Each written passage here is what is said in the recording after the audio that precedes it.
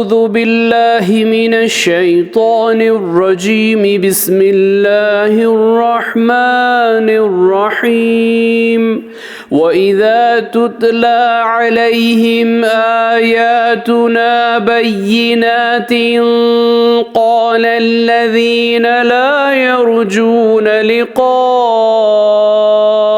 نأت بقرآن غير هذا أو بدل قل ما يكون لي أن أبدله من تلقاء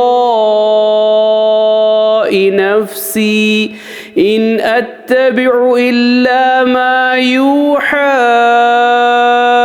إلي إني أخاف إن عصيت ربي عذاب يوم عظيم।